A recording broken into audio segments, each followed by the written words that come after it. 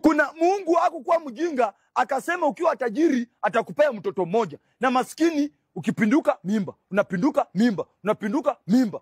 Kwa sababu chakula yetu ni wanawake. Chakula ya mtu wa chini ni mwanamke. Ukilala hivi tu wazo, ukiamuka hivi iko ndani. Ukilala hivi ukiamuka hivi iko ndani.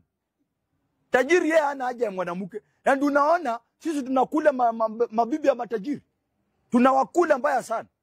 Kwa sababu tajiri akiingia kwa nyumba, mara anafikiria cooperative aliweka pesa, mara sijui Equity, mara sijui wapi, mara sijui ameweka dollars ngapi, mara akisikia cooperative imegongwa kidogo anashtuka, anafikiria pesa yake imeibiwa.